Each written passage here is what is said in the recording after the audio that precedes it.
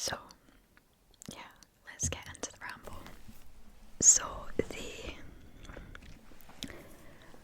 show that kind of got me into like the mindset of I want to do a video like this, because I have videos like this out there, but this show has like lived rent free in my head since I watched it, and that is Off Campus.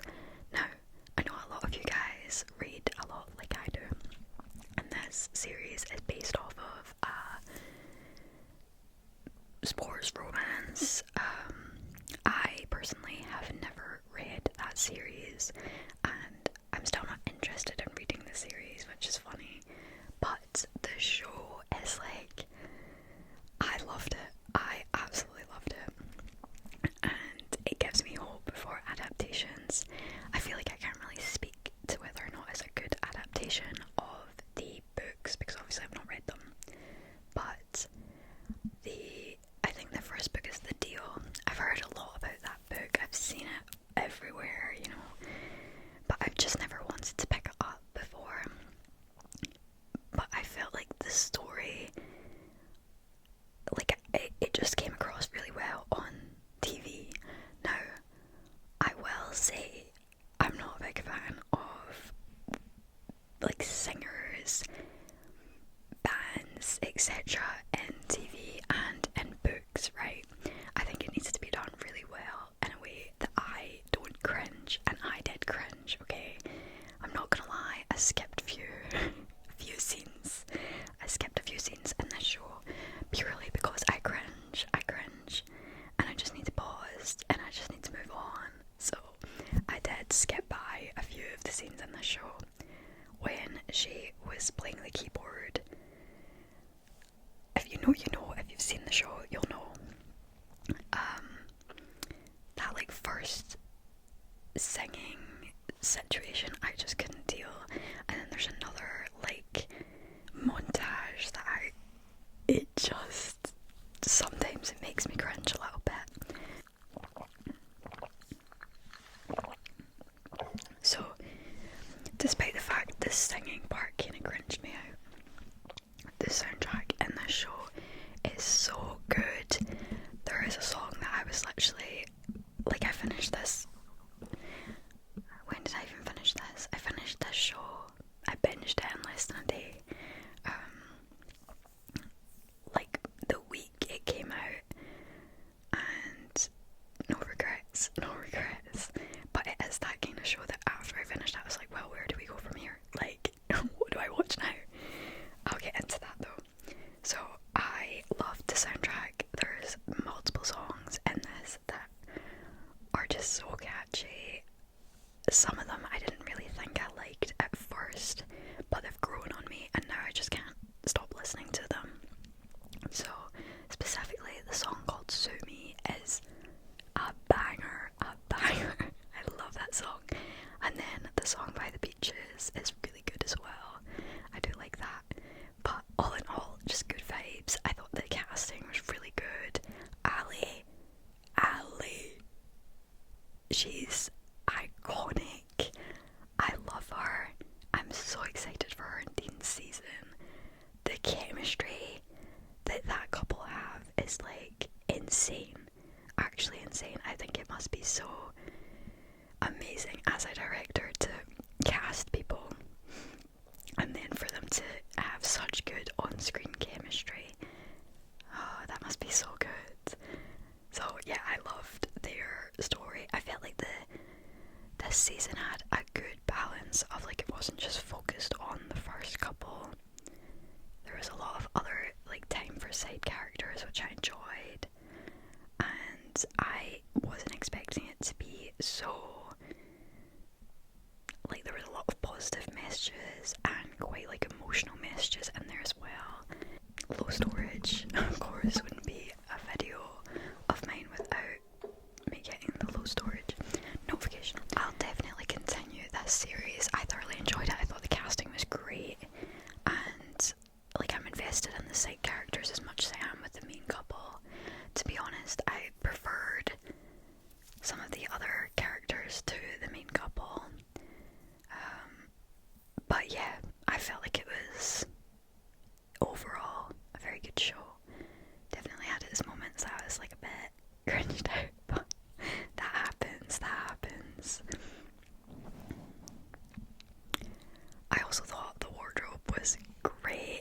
saw someone talking about how they did a really good job of like re-wearing similar pieces and reworking them into outfits, which I think is really fun to know because it makes it feel more realistic in that world.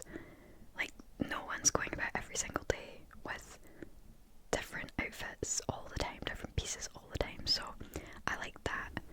Oh, there is one thing that kind of irked me was I know they're just going off of the idea in the book that Hannah and Garrett start this the deal, so he will help her get with this Justin guy that she really likes. I wish there was, I guess that's kind of the point, that it just felt so awkward. Like, oh my god, when she had that playlist, I skipped by that scene also. Like, I can't, sometimes the cringe is just too much. Like, I just didn't find that to be very believable. But I guess that's kind of the point, you know. But yeah, I kind of hate like that kind of love triangle situation that's not even really a love triangle. Like, you end up rooting for like the couple that it's actually gonna end up with, but I don't know. The whole Justin thing really made me cringe, and I could have done without that, but I get that's just like going off of the main story that the book was about, so it's whatever. I'm really excited for season 2 though. I'm pretty sure they're already filming as well. Like, love that so much. Straight into filming, so fingers crossed they do a good job with the next season, because I really, really like these characters, so I'm excited. Now that takes me on to another one series show on Prime that I got invested in, and it's actually been cancelled. There's not going to be a second season, and I'm really, really upset about it now. And that is Motorheads. Now, I saw someone online saying, you know, these are the shows that you should watch when you've finished off campus, and you've got to fill that void that, like, when you binge a show, you're like, what do I do now? So I started Motorheads, and actually really, really enjoy this. This follows a family who are moving in with their uncle in like this kind of small town where their mum and their dad, who they've never met, grew up, and their uncle, he owns a car shop, like a garage, and the two kids, they are really invested in cars, and have, like, they've spent time with the uncle, so they've kind of grew up with this, and their dad is like a well-known, he raced cars in his youth, and then he got mixed up into some sort of trouble and has never been seen since. So they've been raised by their mum as a single mum and never met their dad, but everybody knows about their dad, and it's like very well known online, and it was very well documented, this chase. So there's this kind of lore behind like their dad, and this kind of like grief that, you know, that person that you never met but you want to know, and then they kind of feel connected to him through cars because that was something that he loved and he grew up with. So this whole thing. But I found I don't really know much about cars, okay? I drive a Fiat, and that's that. Like, I like driving. I think it's fun. Do I know anything about cars? No. So they could have told me anything in that show and I would have believed it, right? So I'd understand maybe people who don't, or like know more about cars and aren't like me, they're not gonna like this. You know, I'd completely understand that. But I assume they must have known like a little bit what they were talking about. So the main girl, Caitlin, I really, really liked her in this show. She is kind of wishy-washy. There's like multiple love interests for the character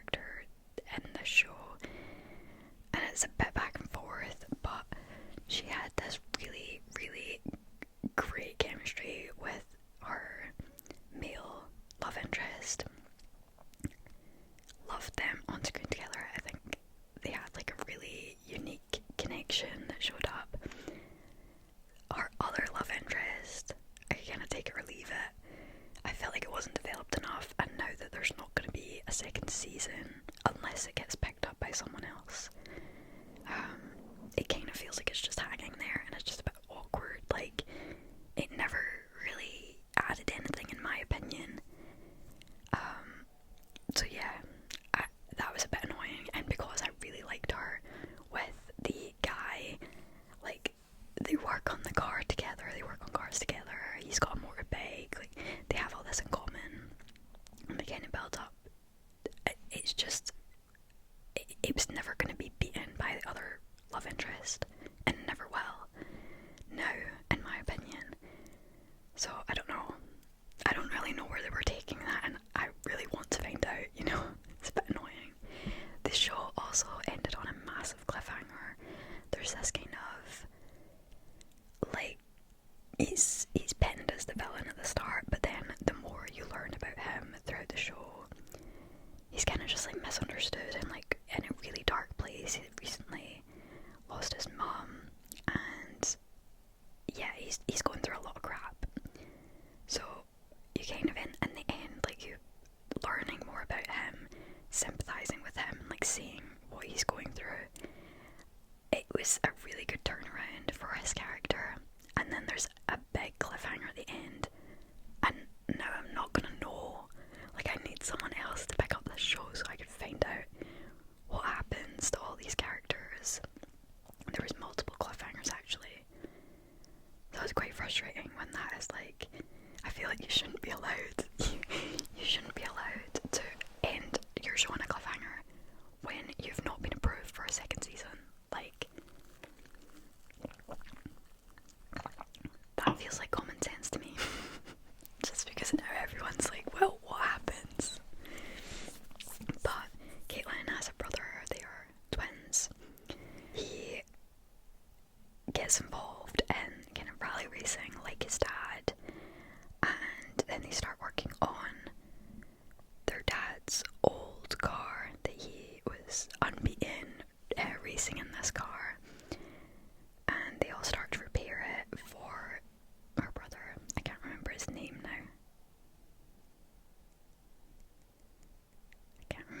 It's gonna annoy me. To race in, essentially. And I really enjoyed the whole racing aspect. I think there's definitely, like, an interesting aspect there to, like, learning about someone even after you've lost them through something that connects you both. I think that's quite, like, a nice storyline, so I enjoyed that.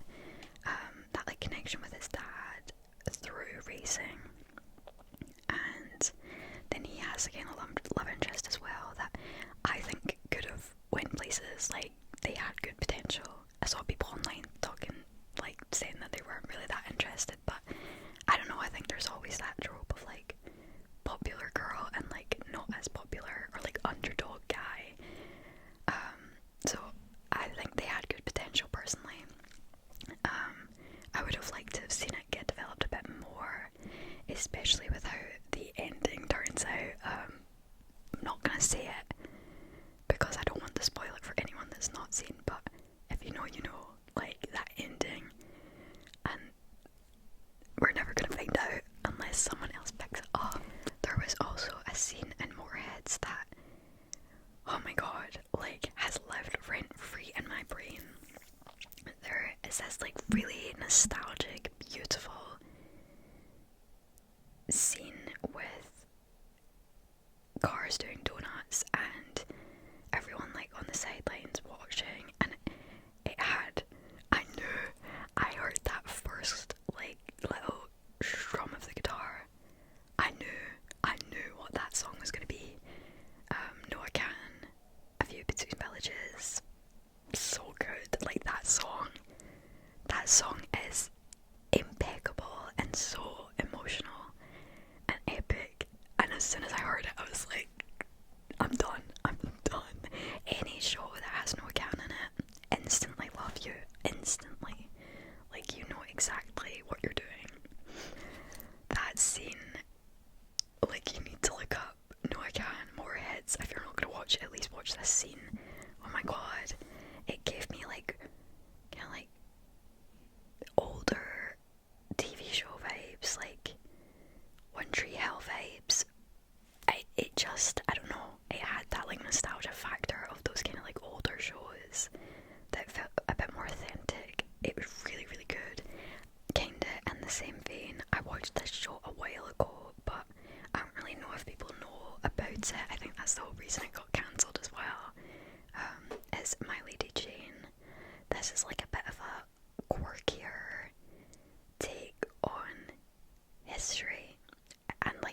fantasy elements within the history elements, and like also like quite a witty narrator as well that makes like things a bit funnier and a bit more light-hearted. It was such a unique combination of things that I just don't, I've never watched a show like it, and it is so interesting to me, and it's a bit of a shame that that is also cancelled, so it's not getting another season.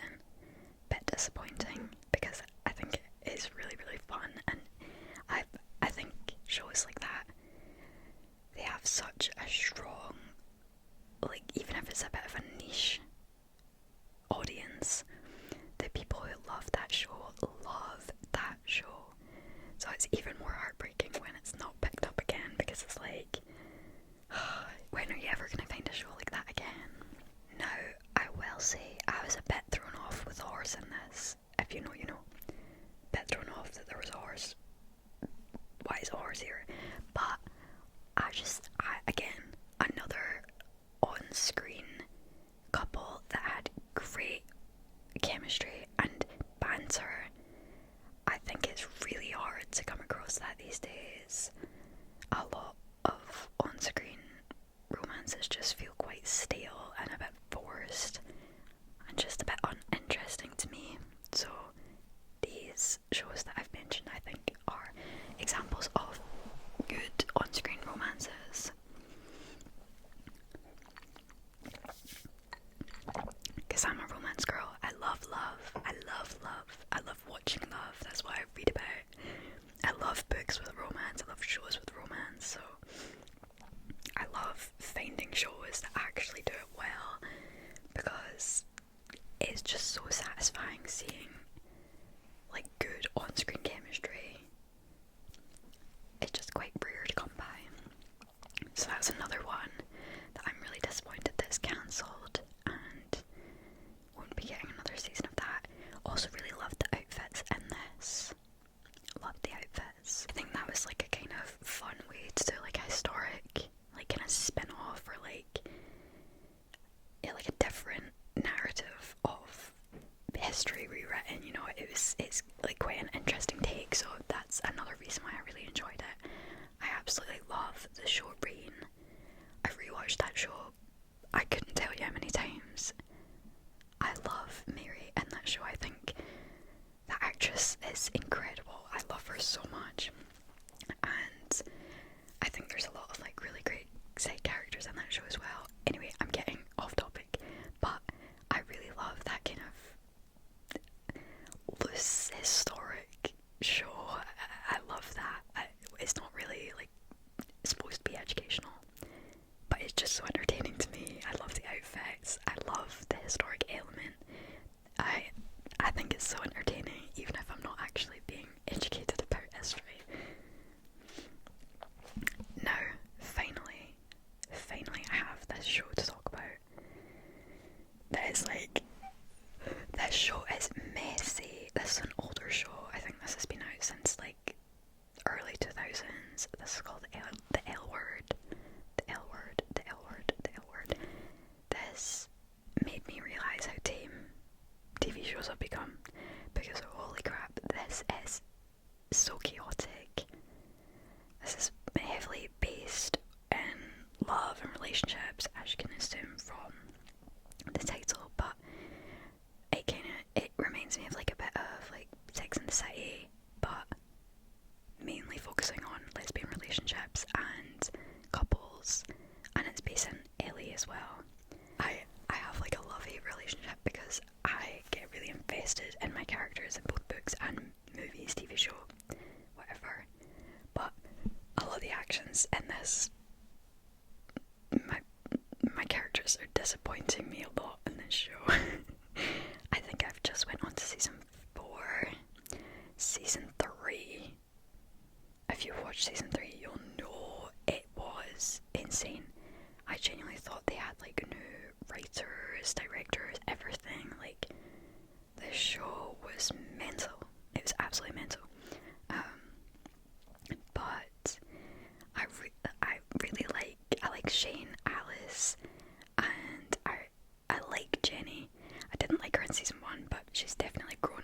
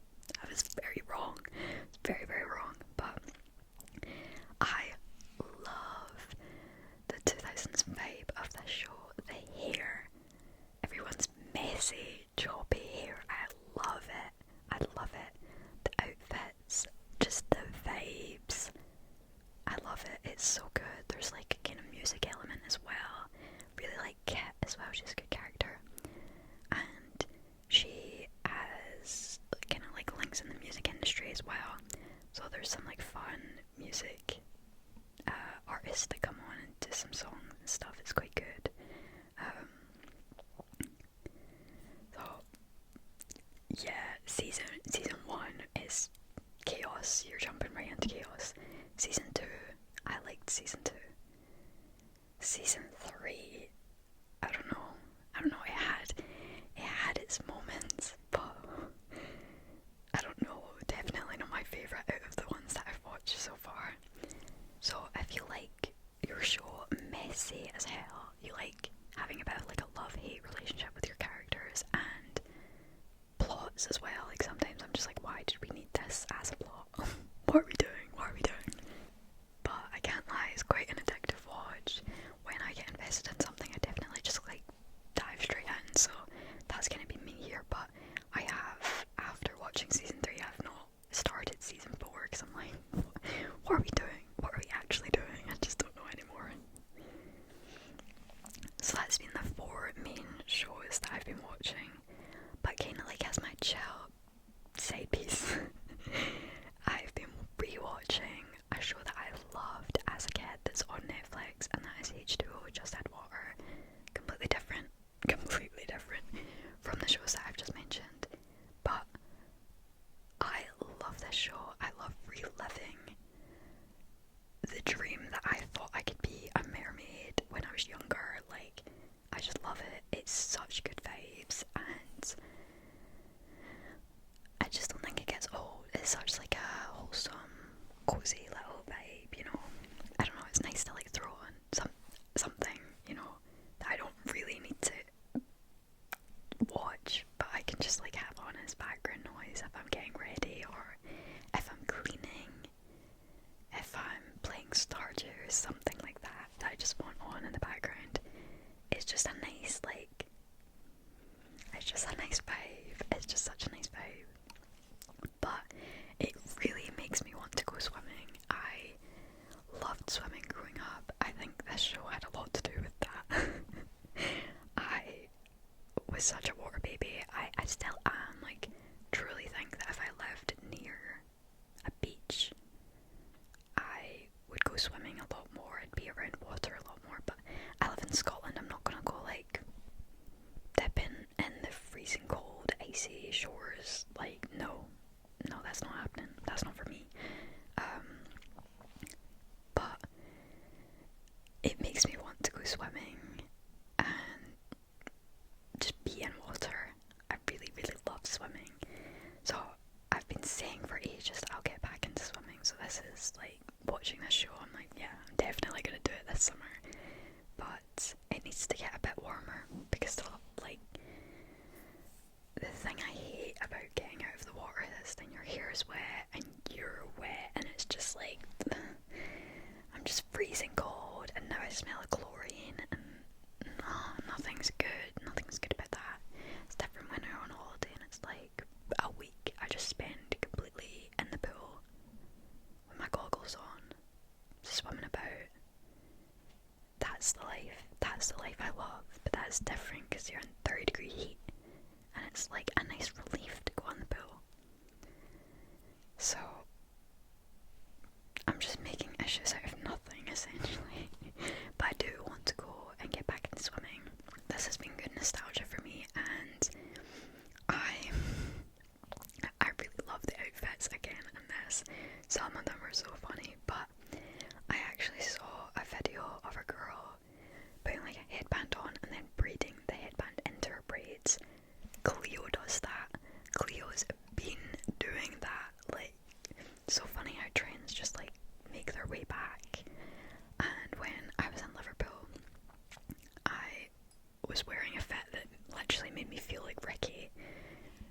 I love it. I love the fashion. I love the vibes. I love the beachy vibe of that as well. And the kind of opposite to Scotland element is just really nice. It's a bit of an escape from our summer